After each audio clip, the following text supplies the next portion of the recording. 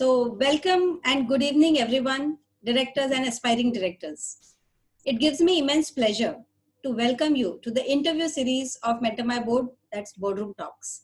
Boardroom is a place where fortunes of great companies are written, and hence, in pursuit of bringing best practices of boardrooms, best practices followed by eminent directors, independent directors, women directors, and professionals like CEOs, CFOs, company secretaries of corporate India and international boardrooms to you, we have come out with the interview series of directors, professionals, and business leaders who have been guiding and acting as the torch bearers for the corporates and boardrooms. Let me introduce Mentor My Board to you.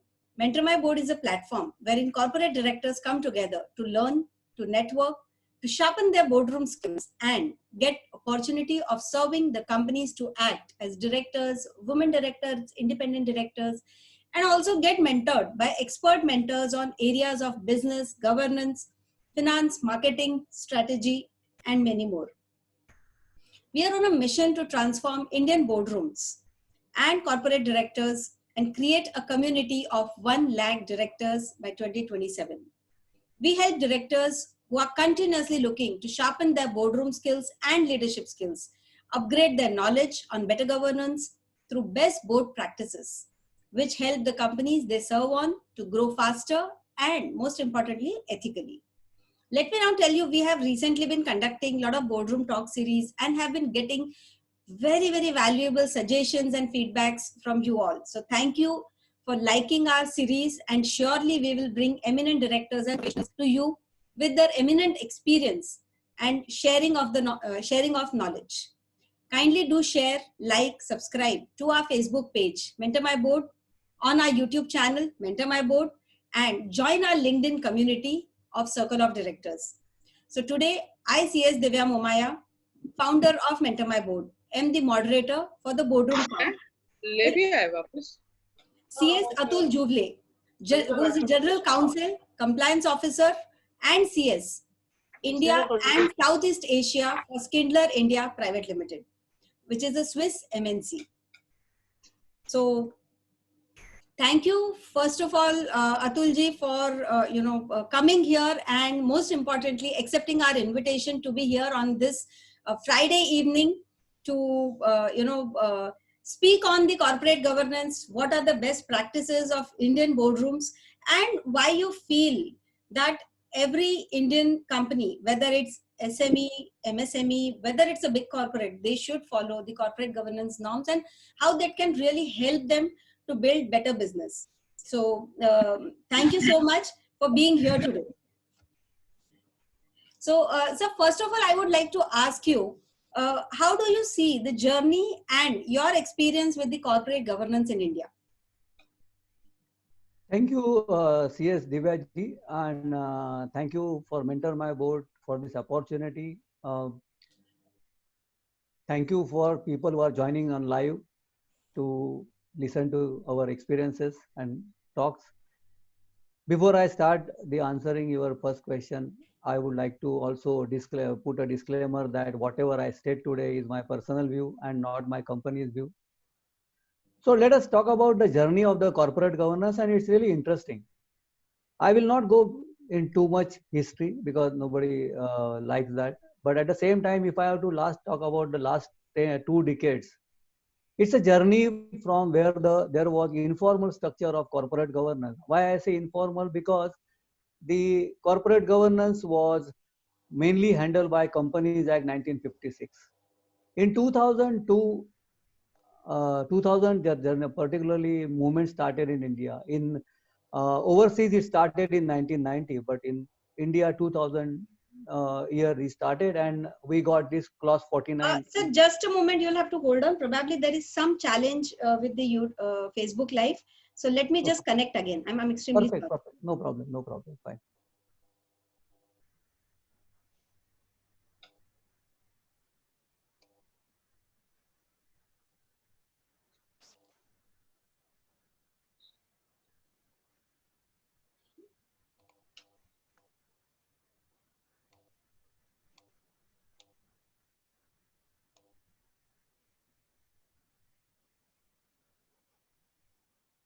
Actually, due to the internet connectivity, this was, in between it was stopped.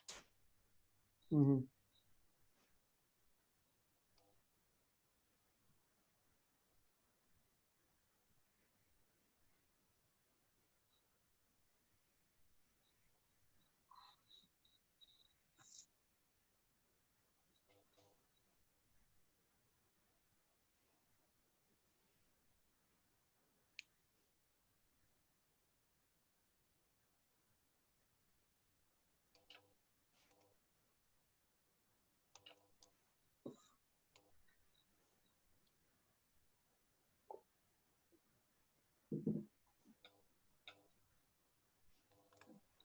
Yes, sir. So we start again with the Yeah, question. please, We please. start again. So, sir, thank you so much for accepting the invitation of Mentor My Board. And we'll look forward for wonderful interaction on the corporate governance and best practices, worldwide in the area of boardrooms. So, how do you see the journey and your experience with corporate governance in India, sir? So first of all, thank you, Divyaji, for this invitation. I thank also Mentor My Board and their advisors, Dr. Bharti, who is also on the live on the event. And I would like to start also thank all the people who have joined on the live session. Uh, Before I answer your question, I would like to also put a disclaimer that whatever I state today is my personal views and not my company's views of Schindler India. So to answer journey of corporate governance in India, actually corporate governance was in India informally, because we have seen the companies which are there for more than 100 years, they were following ethical practices which developed into the corporate governance partially. So you mentioned about ethical practices in the beginning, and I'm taking a clue from that. Those companies which are there in India for more than 100 years, they were following particularly ethical practices, which is one of the leg of the corporate governance, particularly transparency and fair dealings and all. I will not go back too much, but corporate governance formally started in India sometime in 2000. Before that, informally, it was controlled by the Corporate Companies Act 1956 provisions. And in 2000, we saw 2000 to 2003, we saw introduction of clause 49 in the listing agreement. Yes, listing agreement, there were certain compliances, but those compliances were, I can tell you that they were box ticking compliances. Correct. So from that, we moved to 2013 Companies Act, which made the particularly complete comprehensive corporate governance. So it's a journey of last 2 decades from box ticking to box filling. And I see that there are good number of cultural changes. Not only that, but social changes is also responsible to force the corporate governance. It is not only the forced by the listing agreement or Companies Act, but people want to follow the law, and that's where the governance comes. And governance of people is to corporate is a corporate governance. Right. So that's my view on the corporate governance in the India. Right. So, sir, when we talk of the corporate governance in MNCs and when we talk of the corporate governance in Indian companies, do you see a major shift or a major shift in perspective basically? How do they look at corporate governance, the MNCs, and how do the Indian companies look at it? So, if you can just throw some light on that. Yeah, so I will tell you the corporate governance clauses. Let us talk about the listing agreement, which is the basis of the corporate governance. It is nothing but the actually more or less similar to what overseas follow. So if I have to say corporate governance points or maybe rules which are similar all across globe, more or less similar. Now, what difference does it make is that our culture at the company. And if I have to discuss particularly MNC and Indian companies, again, I have worked with the very good companies and there was good corporate governance. But at the same time, we see that where the corporate governance fail, why it fail, and that is the Exactly. basis of a culture. So So if I take today's LODR or listing agreement condition, it is more or less similar to Sarbanes-Oxley Act provision, which is followed in US Okay. or maybe UK listing agreements. So difference between the Indian companies and the MNCs is a culture, as well as the for MNC in MNCs nobody is allowed to flout the process. They how they control the companies in MNC, 120 countries, 150 countries, because they don't allow process failure anywhere. And Absolutely.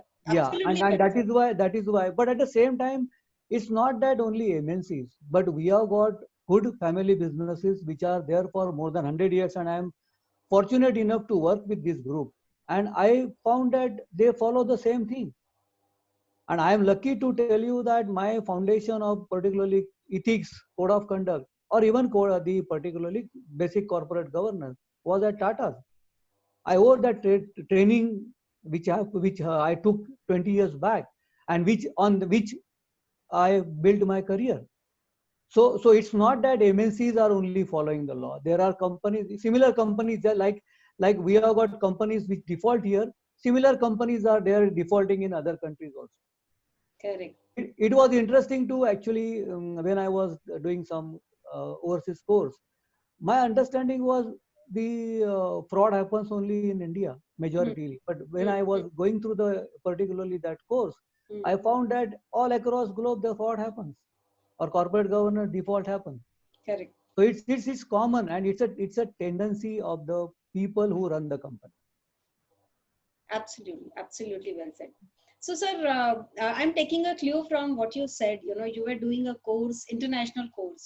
So, how important it is for a director or for a professional who is associated with the boardroom, like us company secretaries, chartered accountants, professionals, CEOs, CFOs. So, we all are, in and around the boardrooms. We deal with directors and overall management or governance of the companies. So how important it is for us to be continuously updated, upgraded, and how we should be more relevant when we are in the boardroom.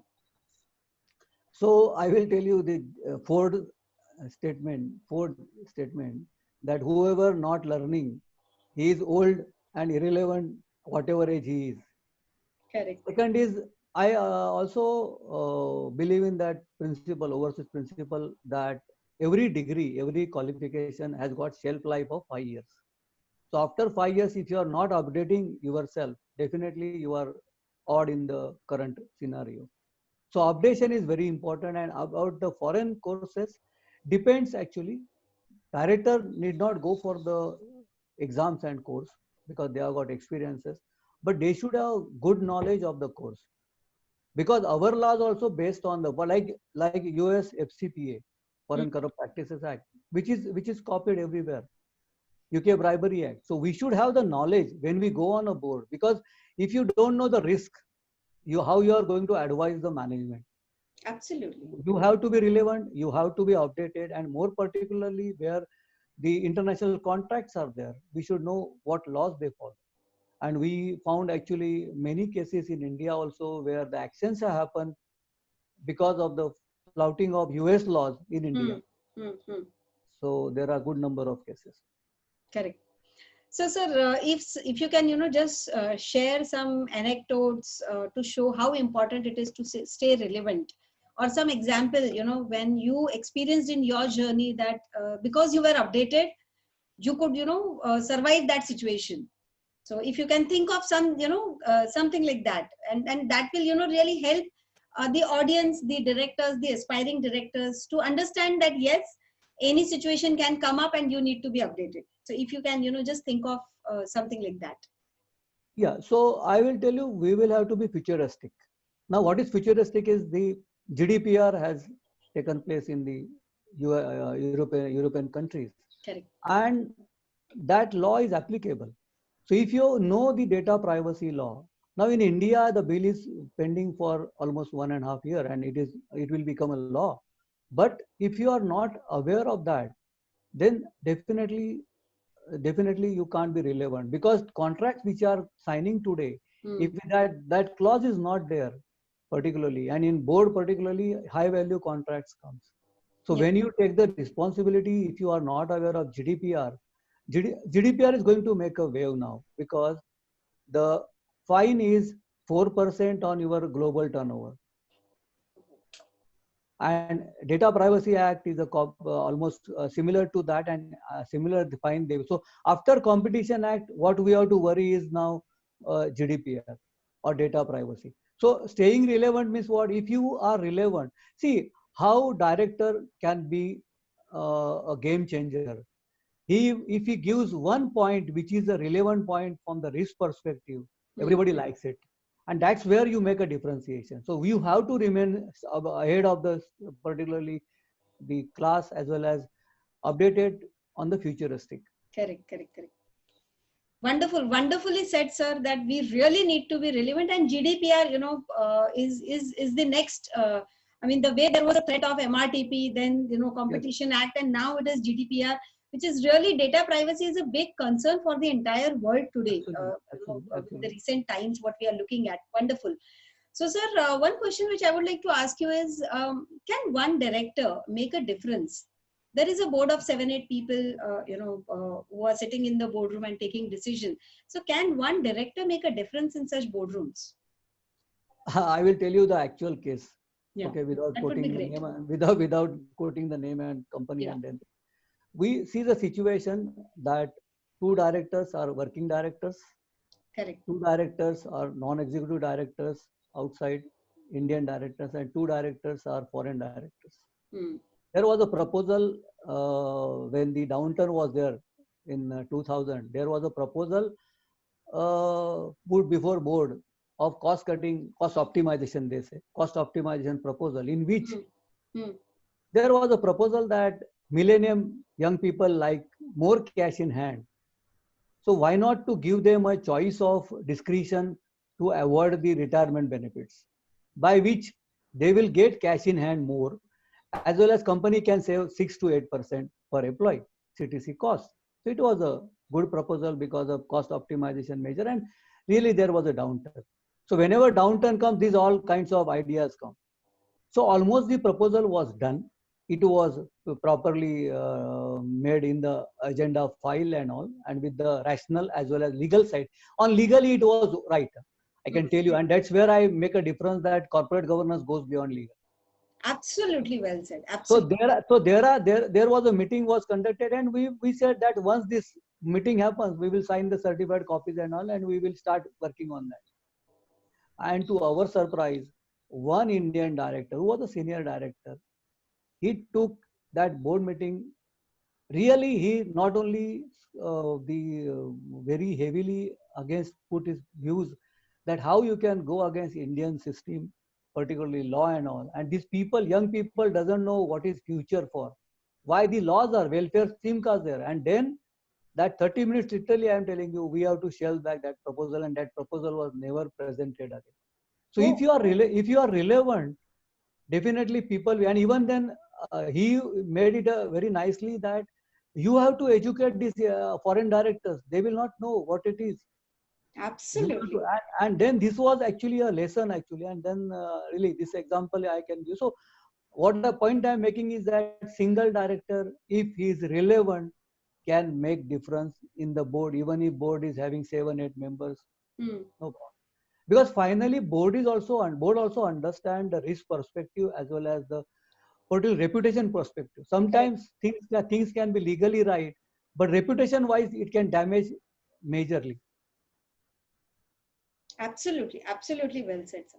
So, sir, as a general counsel on the MNC board, so how important you feel that cyber security today is, important, and what are your inputs, and how the contracts should be designed, and business plans. So, does that impact the cyber security aspects and all? Does that impact, while you draft the agreements, the contracts for the companies? And what's your view on that?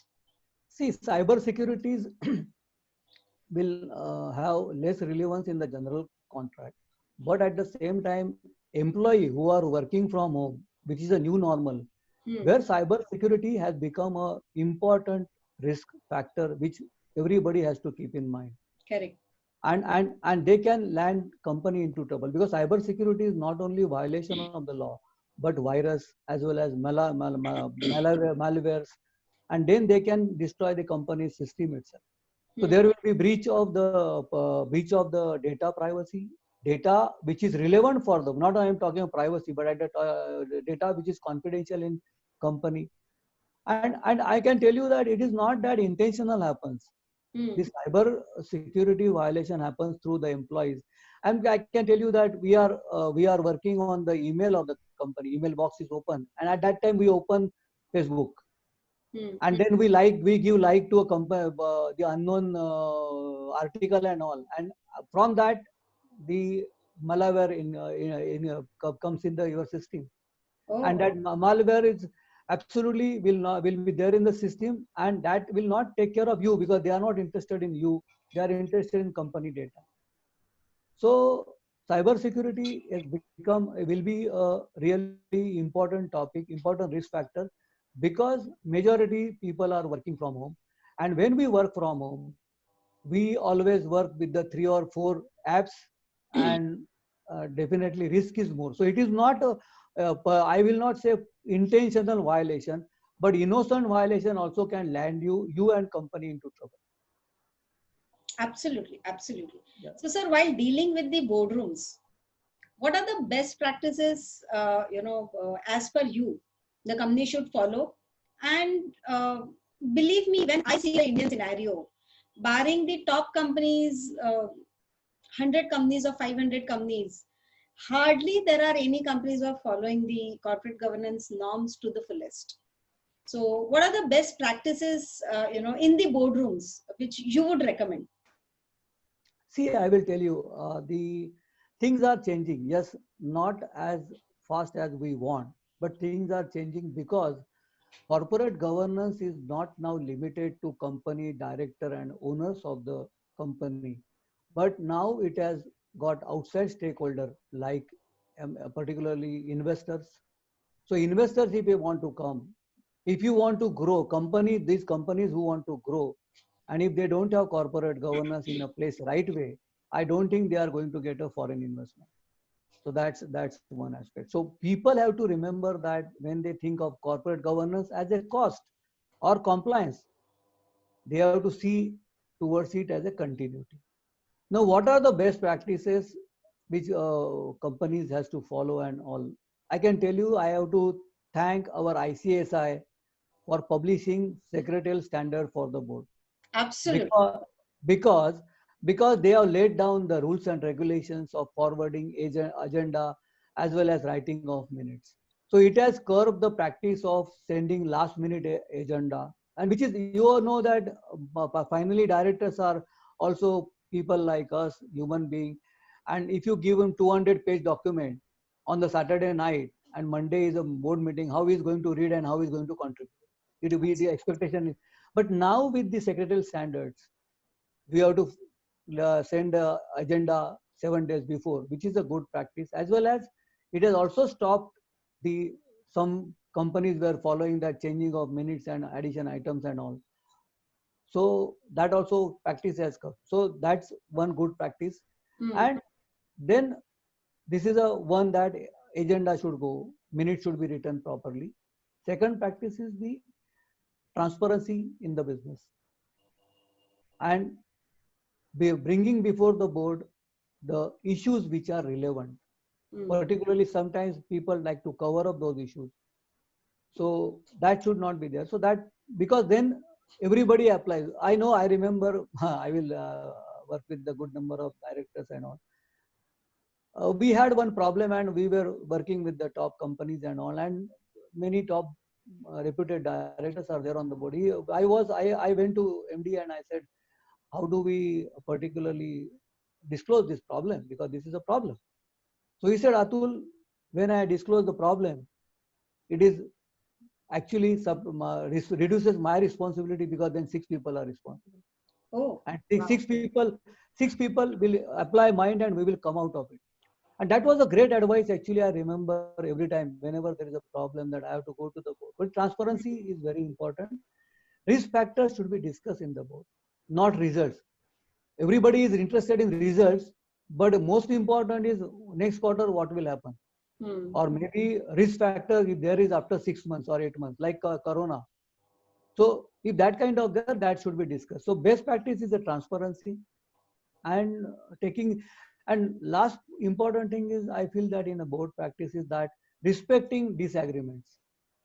So if agree to disagree is very important. It is not personal thing, but he is talking in the interest of the company. So we have to take it positively, and we have to change the proposals if required. Absolutely well said, sir. Transparency is very, very important. And believe me, when I've seen, being in practice as a company secretary for last 12 years now, I've seen there are so many, promoters who want independent directors, but they don't want to share the information.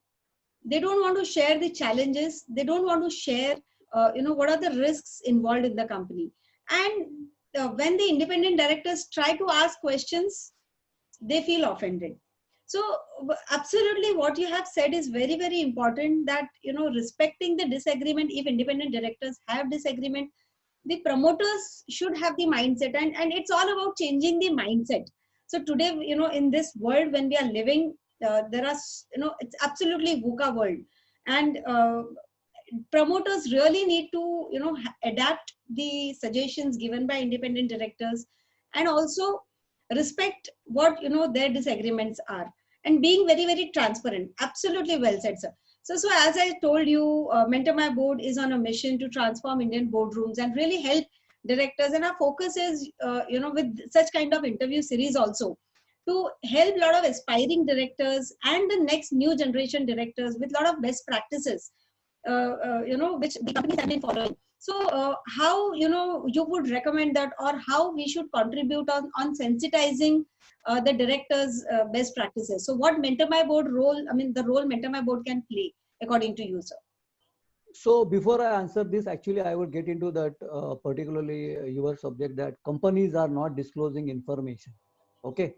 We always, so I would like to answer first, and from that we take up the what the directors can do, or maybe can think of doing it. Now somebody is not giving me information is one part, but am I staying relevant? For example, I am on a board. Am I checking at least Google out that is there any case, is there any customer complaint is going on? Am I doing that my homework? We always blame he has not told me, but what I have tried to get that. So when the blame is with the company promoters, those who are not informing, 60%, but 40% blame comes to me because I am not staying relevant. That is one. Secondly, very important for the directors, because now it's a responsible position. People are afraid, actually. I'm just telling you, many people are afraid to take the job of independent director. Absolutely. But then I say risk is there everywhere. So you cannot get out of your home also, because there will be accident. So it's not, so we have to take care what we can do. So what actually is, one suggestion is that director, if you are on a board, he should actually do some kind of homework before he goes to the board. And there can be two kind of homework. We are in a digital world. You get all the information. You just Google out what are the complaints, recent complaint of the company, you get all the complaints. What are the case filed by the complaint, so that you don't depend on the company management too much, that they will give me all the information and then I will. If that is the case, then you are not director, you are a consultant, senior consultant, that they will come to you for advice. But as a director, my role is also an active role, and I have to perform that. Secondly, I will say, again, one of my gurus, director gurus, he was telling that paper which you receive, have to read and you have to come to the board. And I can tell you that 60% people don't read the paper. So then you cannot blame the company guys that I was not informed. You were given 200 pages accepted, but can you not contribute later on after the board meeting also? You can put your protest.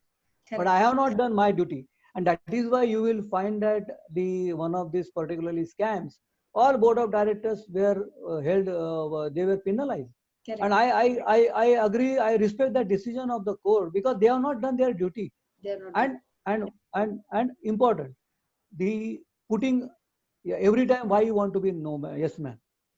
Sometimes you have to be no man at least once in a year so that you prove your value. It is nothing to do with the person. Correct.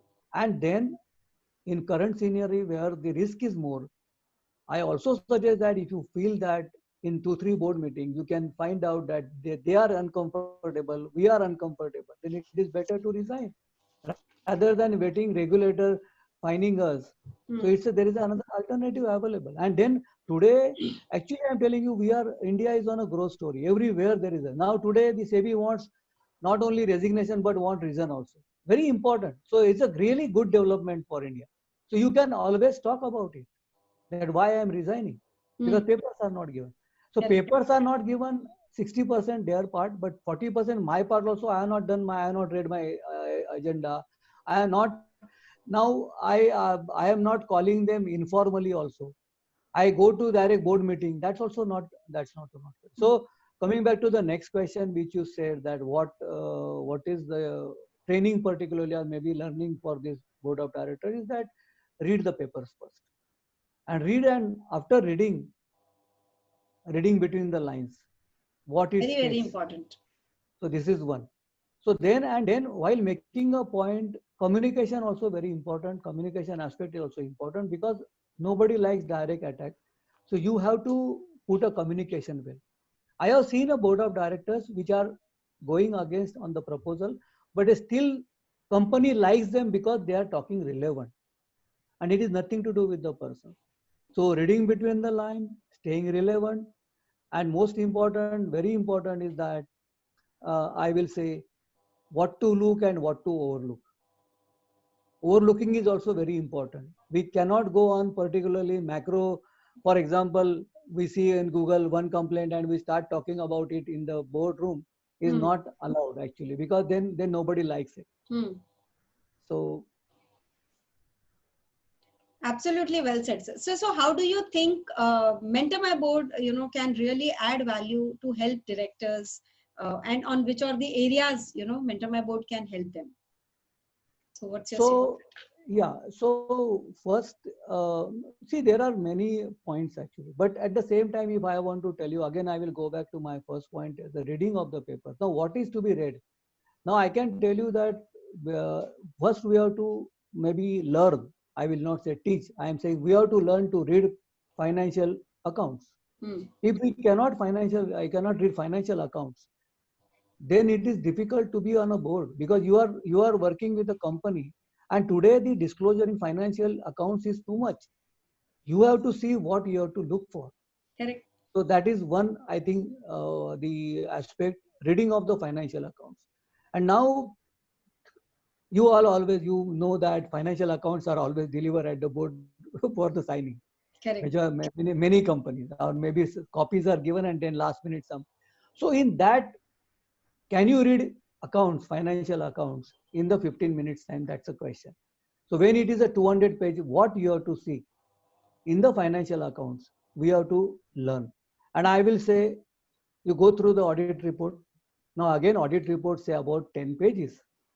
So you have to read only italics and bold, which is a qualification. Correct. If I don't know what I have to read in the particular audit report, then I don't deserve to be director. So that's financial accounts. Financial accounts also, we have to not to, everybody looks at the P&L and particularly balance sheet. We have to see notes to account, and we have to see whether there is a change in the accounting provision or valuation of the assets. So where you get this financial reading, accounts reading is very important aspect. Every director should know how to read the financial accounts.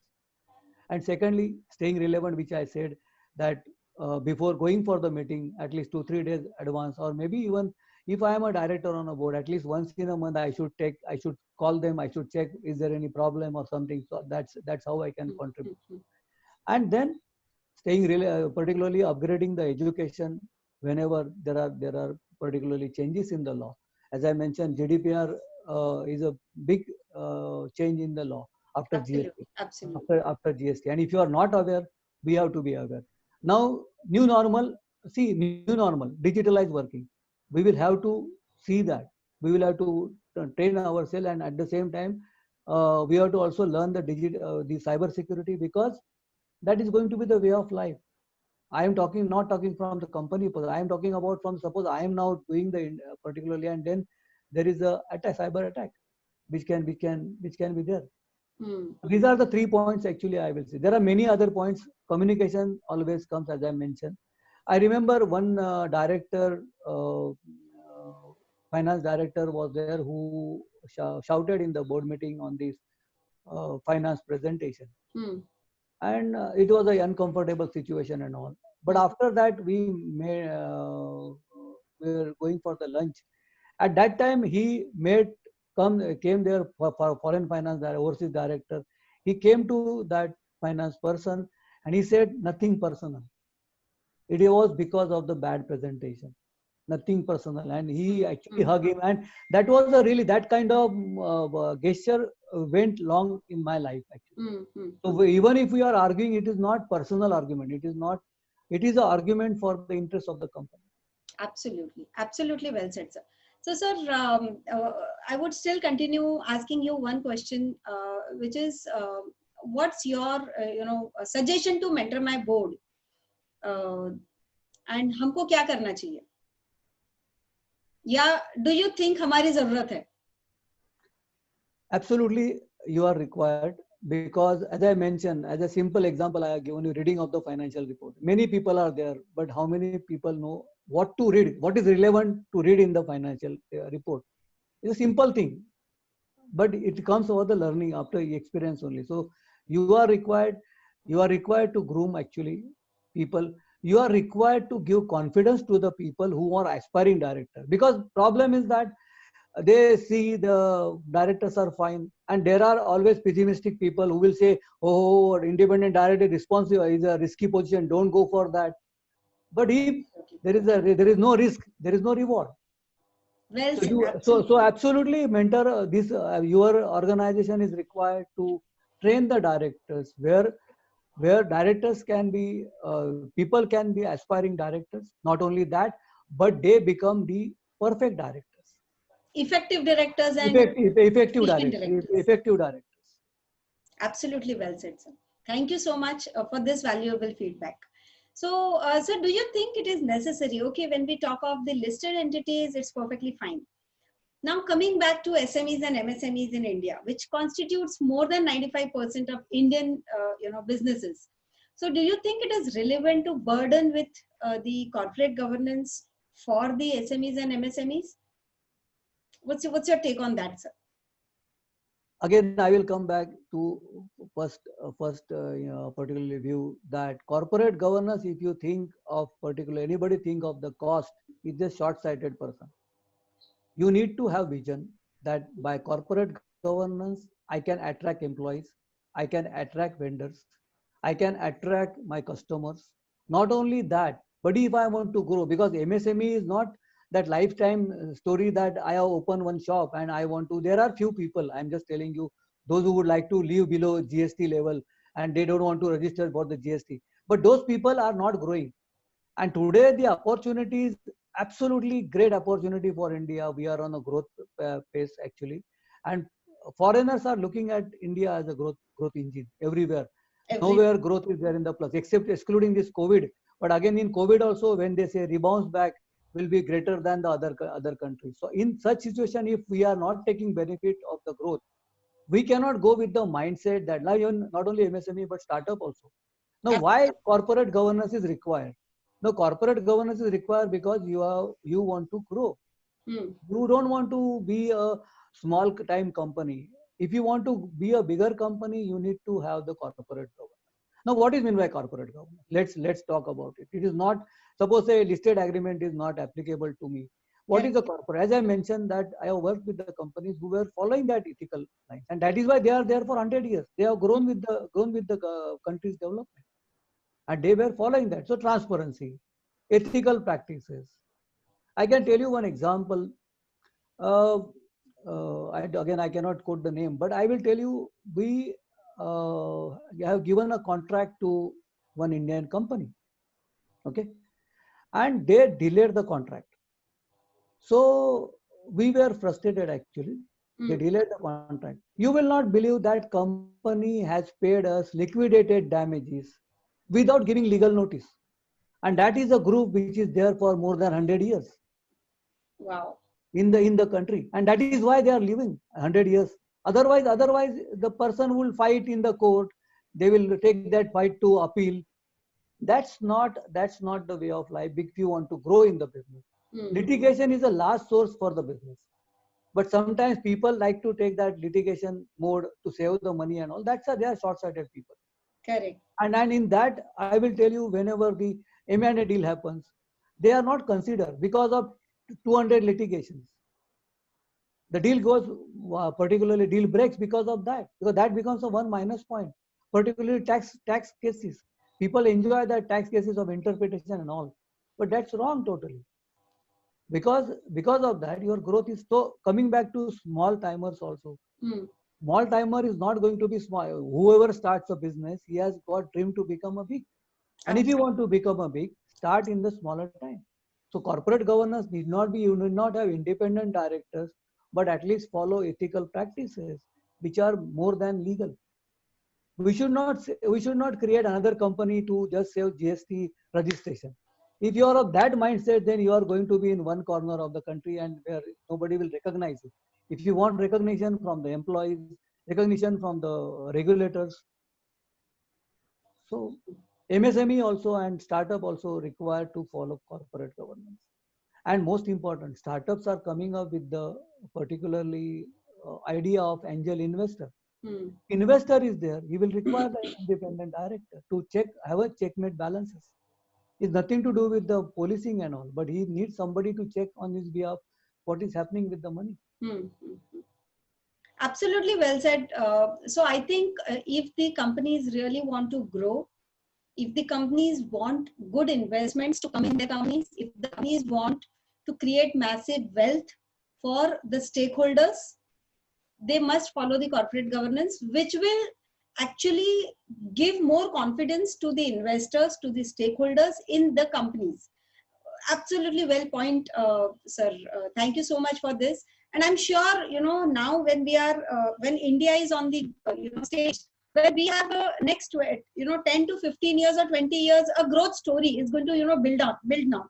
And especially when we are talking of Atmanirbhar Bharat, we are going to, build that story over a period. And that's where entire world is looking at us. And this is the time if we imbibe the best practices, even in the smallest of smallest businesses, we will make the better corporate India.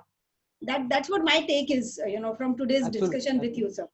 So thank you so much for this. And coming to a question, because I am a woman, coming to a question about women director. So do you think women director was really required in Indian corporate world?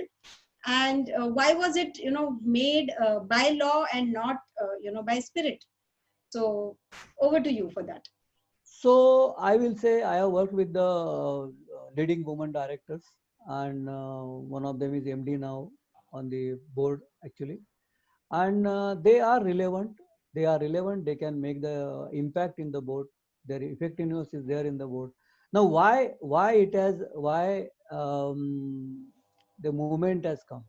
Again, as I said, movement starts in overseas, and then we follow that. So OECD started movement as well as US, UK, everybody started discussing. And why they have started discussing? Very important. That women have become so much qualified and eligible and deserving that government and people have to take care of them. Now to give them an entry, everybody started that, particularly reservations on the board of directors. And let me tell you, in India, still we have to increase the number. Our neighbor country is having the same regulation, one woman director. So we have to make at least two. And I will tell you the background actually. Australia, UK, US, everywhere the reservation is 30 to 40%. I think board. Norway is a country which has 40% reservation. Yeah, no, all countries. Australia also 40%, 30 between 30 to 40%. 30 to 40. But I think Norway has the highest reservation. Yes. No, actually, and then why reservations again? It is not because it is woman, but to give them a opportunity. Equality of the movement started with the equality of the opportunity. And where everywhere, not only in India, as I said, we blame India and all. But at the same time, if I have to go overseas also, there was no entry for them. And then this movement started that even 30% registration is there in the overseas countries also. So our regulation is particularly byproduct or maybe copy of them. So I actually believe that there has to be, this is a good move, making diversity we talk, but at the same time, if they are qualified and deserving, why not to give them a chance? So that's a question. And it was also surveyed, and it was found overseas that the directors are becoming, those who are continuing were having the old directors. So there was not only the woman, but at the same time younger directors also will have that opportunity. So women directors, I feel that I strongly believe that they can make an impact, and this is a good, because you go anywhere, take ICSI today, when we go for the particularly session and all, you will find 60% students are, 60 to 70% students are females. So if that much they can do, why they cannot come on the board? That's a question. So there is a good amount of opportunity here, and I also believe that this regulation will change and will increase the number going forward. I can tell you, based on the we follow UK, US, Australia. If we want to follow, then this number will increase. Will increase. Absolutely, absolutely. So, sir, what you, or in your practical experience, you have seen a difference between a normal director and a woman director. Does she add something extra to the board, or does she lack something? Any experience on that? No, actually, I will tell you, women are equal to men now. They are equally qualified, equally relevant, and definitely they make. There is no difference. I don't see any difference. So long, and then they know that they are single in the board, so they come more prepared than the men. That is my experience. But then what happens that then they're particularly they read the papers and all what I said, and they ask the questions. So I feel that it's the other way around. Okay, that's wonderful. So risk management. Now, when we talk of risk management, so how's been your experience, dealing with risk management in the MNCs? And do you think Indian companies, have little liberal approach towards risk management? So your take on your say on that. See, the standard companies which I have worked, luckily I worked with the premium brand companies, and their risk management was in a proper state, because risk management and business continuity are the two subjects. All the corporate who are seeing next 10 years or 20 years, they have to work on seriously on that. And I have seen that the exercise is done religiously. It is not only for the meeting the corporate governance guideline or something. So it's a big exercise, but yes, you are right. In India, generally speaking, risk management is less. Today also you will find many people without mask. So despite this lockdown, despite this problem, despite this particularly number of people are dying and all, still people, and really we get frustrated actually. Absolutely. When we see. So that's a tendency. The way numbers are increasing, I think, we could have controlled it much long back, and now it's gone beyond control. So I will say there is one principle when one of the mentor was saying that they deserve to die. Like people who do not wear the seat belt, they deserve to. What you can do? There are three kinds of people in India. One is that they follow the law. Other is do not follow the law. Yeah. And third is that they follow the law only for the traffic signal. So there is a problem. So that's risk management is an important concept, and for the fear, risk management is a preparation. Fear is the one thing, but how you can defeat the fear, because if you are prepared for the risk. Like Corona, now we are prepared for the risk, and now we are not afraid of Corona. Those who are particularly the people, sensible people, are not afraid of that, because we can take care. So the risk management, coming back to the board, is a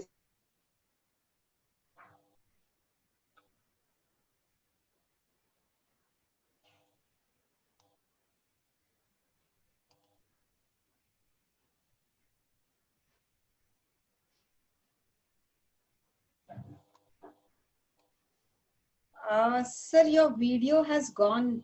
If you can just stop your video and start again.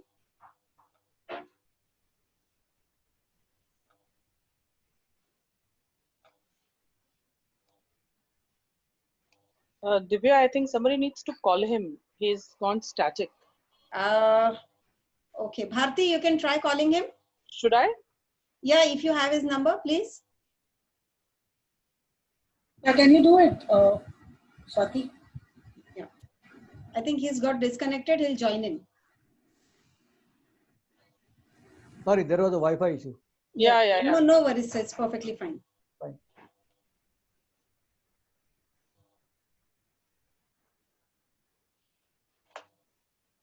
So risk management I was talking about, and it's a seriously one has to look into if you want to do the business properly and for the long term.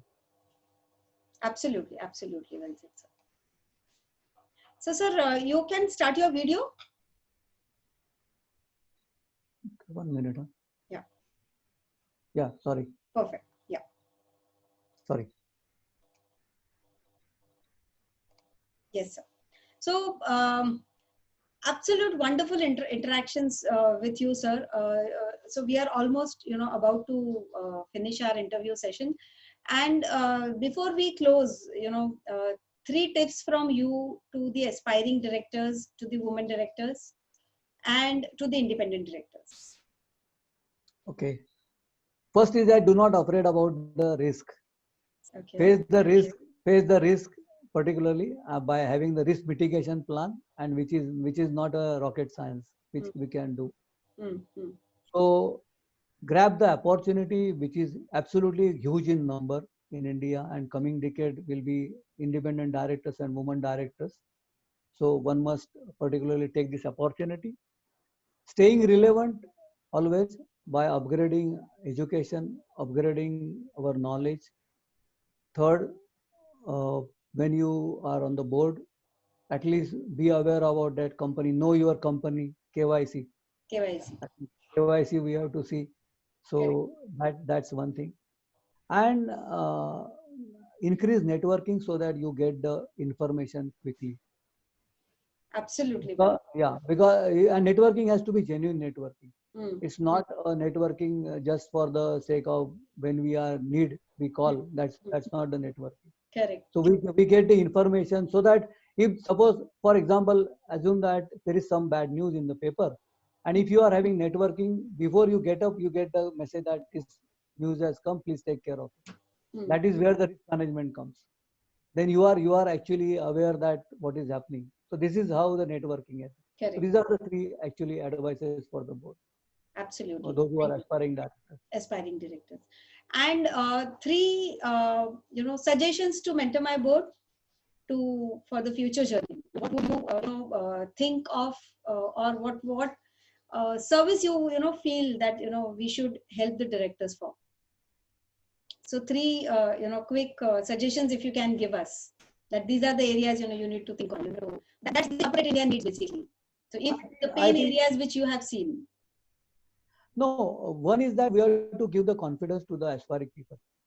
So that there the mentor my board has got a long role to play, big role to play.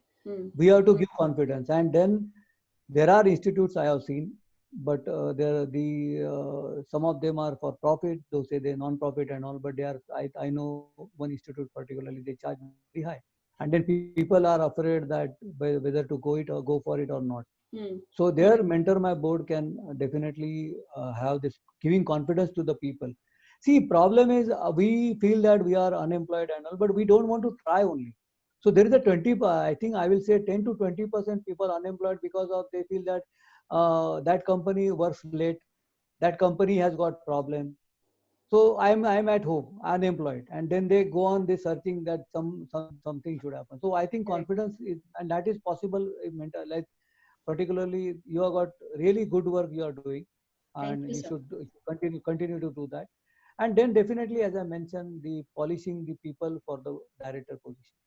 It means that people should recognize that if he's coming out from the mentor my board, and I wish all the luck for the mentor my board, so that it should become a IIM for the directors.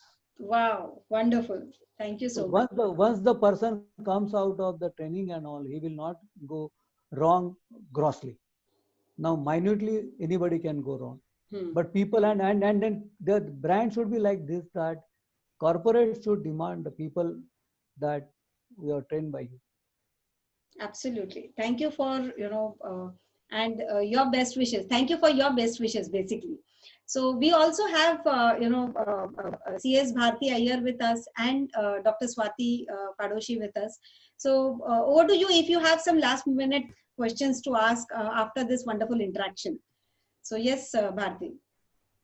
I just wanted to wish you and once again welcome you. It has been such a stunningly interactive, very insightful. You know, I'm so happy to have been a part of this. Atulji, I know you for some time now. Yes. Really brilliant. Very, very great value add to us and wish you all the very best. Thank you. Stay very safe. Thank you. Thank you. Yes, Dr. Swati.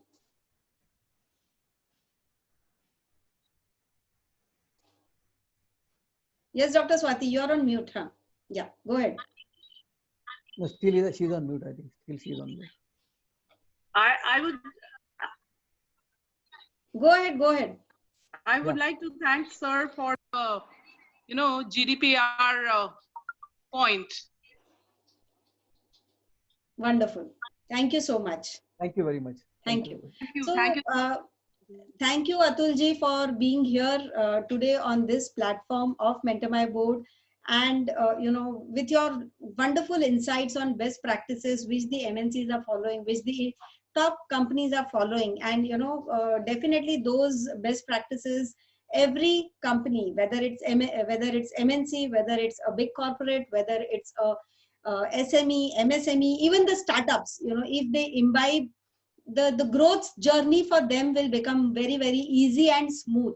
And the investments, the reputation attached to it will definitely have its own, value creation, basically wealth creation, what we talk of.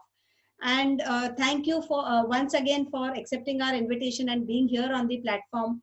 So absolutely, it was wonderful interaction with you. And let me tell you, amazing. It was amazing. Thank Let me you. tell you, I am a perpetual learner, and the minute you said, GDPR, I was like, wow, new topic to research and study. My outcome was so beautiful. I mean, it was a wonderful, wonderful learning. Thank you so much.